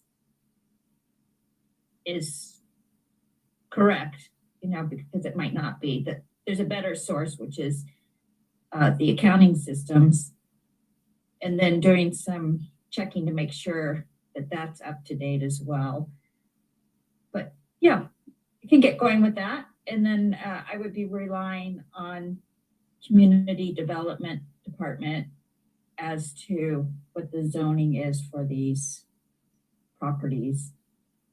Okay. So, yeah, I think it's in mine and Christine's wheelhouse. Okay. All right, we've got one. The landlord license compliance is one that just seems so impossibly difficult to me because I just don't know how any part of this works. So over to you guys, Max. I was just taking a sample. If there's a way to do a random sample of land, if there's a way to do a random sampling of landlord licenses that the city has on record, and you know, just statistical analysis would indicate if you take a random sample, it's representative of the overall whole. So rather than doing something, you know, neighborhood by neighborhood or holistic, you could get a fair representation. And in an audit, that's what you do. You have a large sample a large population to work with. Well, I think it depends on what the purpose is. And I think that we actually want to identify landlords who have not gotten a license. So I don't think we're going to need specific people and addresses to point to. I don't think you can do that though, from an audit perspective, because I think that you're kind of looking from a negative kind of confirmation aspect. Like you need to first find ones who say that they're doing it compliant to check that they're compliant. So you need to go to the database to see which people are registered as landlords or addresses. I don't know the best way to do it, but you need to find the way to find the whole population to pick from them to identify the ones that aren't registered. Because otherwise your only other avenue would be to do a complete test, in my opinion. The only other avenue would be what? To do a complete 100% test of everybody. Well, wouldn't the tax records, property tax records indicate ownership of a property? And where owner's address is different from the actual address, and we'd be talking only residential properties, which I think are separated out, then I don't know. I'm spitballing here, but I'm thinking there's a way of getting at this. Well, there's that, which I think we've talked about in committees previously. Mhm. And then we also have the utilities. So Right. in some circumstances, the landlords will pay water, sewer, garbage. And so Mhm. when the billing address in our utility system is different from the physical address, that's a pretty clear indication. So that's how we were. Sorry. Voter rolls are another one where it's like they're registered to vote in one place and their residence is in another. Can Jenny, can you clarify the scope of this one for me again? I'm trying to understand it better. Well, the city of Bremerton requires landlords to pay for a license, and it's $75 a year, I believe. And the funding from that, I believe, goes towards helping with code enforcement, so that the intent is to make sure that renters live in habitable properties. So we want to find out, if there are landlords out there, we believe that there are, who aren't licensed. And so it's to identify those people so that we can, up the code enforcement and make sure that the renters in Bremerton are living in habitable properties.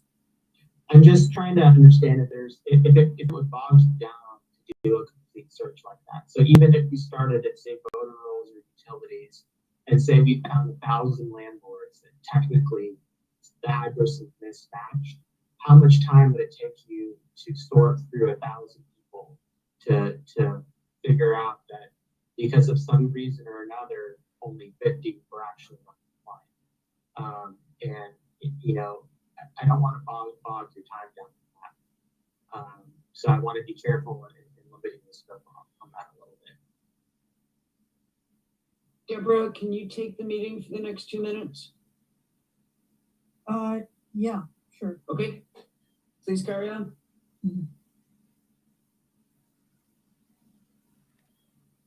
So what is your question then, Max?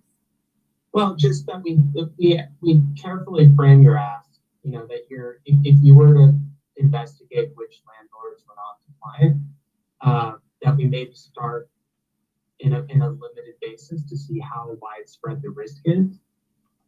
And if it is widespread, maybe we expand the scope of it a little bit. But, I want to be careful that we don't cast the net out too wide, only to find out that half of the year was taken to find something unsubstantial. Well, I was picturing that it would be done in coordination with IT. So it wouldn't be me sitting down, inputting a bunch of addresses that didn't correspond. It would be hopefully IT writing a macro of some sort, doing their magic and extracting the data, say, from the Kitsap Assessor's website. I think that actually the Kitsap Assessor's website may even identify some of the properties as being rentals. Yep. And in fact, if you started with the list of known licensed landlords and their properties, you could then eliminate those from your search and narrow it. I mean, you could work both ends against the middle, but we don't have to solve this here. I hear what you're saying now, Max, but this has been on her work plan for, I want to say, a few years now. Right? So I'm reading this as, to help ensure dwelling units meet the minimum standards of Landlord-Tenant Act. Can you start with those who have levied complaints against their landlords? Oh, there you go. Where would they levy them? Either with Kitsap Legal, maybe KCR, Bremerton Housing Authority. Just one of the things I wanted to interject here is that unless I missed it, the policy of DCD is because they do business licenses, yeah? So each landlord pays one $75 fee, no matter how many properties they own. So you might not have an accurate list of all of the properties owned by that person. Just saying. Yeah. I think this is a great thing to do. I don't know enough about what would be necessary to do it, so I'm just listening to all you guys. To me, it warrants some exploration on her part to then further refine the scope, perhaps, to Max's point. Like, if it looks like she'd have to boil the ocean to get a meaningful answer, then I would agree, Max, that maybe she needs to consider a statistical sampling method of some sort, at least as a place to start. So, Jenny, would this be enough for you to be going on with for the next month to updating the surplus land review and refining the landlord license compliance scope? Would you be able to like stretch that out?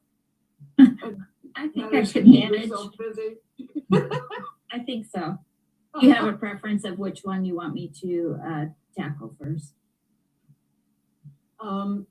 Perhaps the surplus land review, since there seem to be some questions and concerns about the landlord license compliance. Yeah, that sounds great. Do we know, has anyone else conducted this landlord license compliance study? Has Not any that I'm other? aware of. So I think this is a task for superhero Coughlin. Let's toss There this you one go. over to Jeff and have him do a survey of cities across the nation that have successfully conducted a landlord license compliance review. Does that sound, everybody okay with that? Sure. Yeah? Yeah. All right. So can I tell him that it is the consensus of the city that we are asking him if he happens to know anything? Is that okay? Yeah. Because All right. he'll take that as a challenge, won't he?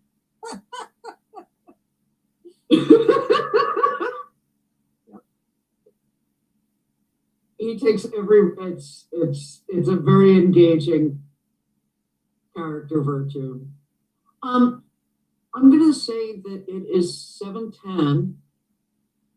Jenny has like done a looble of work, if not a colluble and a half, right? We've given her something to, so that, you know, to keep her from being idle.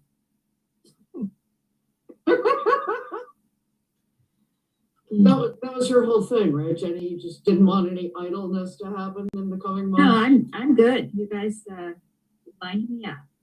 Okay. Is there anything else on here that we can usefully talk about with low blood sugar and missing one committee meeting? Because I'm happy to do it if so. The blood sugar needs to be addressed. Yeah. Let's just, can we move to adjourn? We can totally move to adjourn. I move to adjourn. I second. Okay, so before Yay. we Thank complete you. the adjournment, I have to say thank you. You guys are really wonderful. This is my favorite committee ever. Okay. Thank you. Right. Stay warm and dry.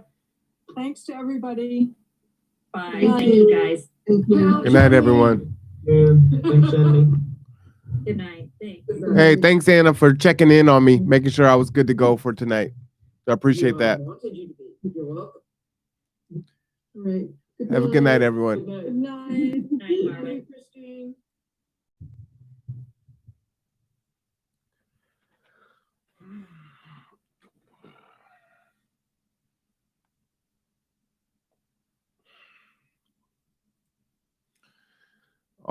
right.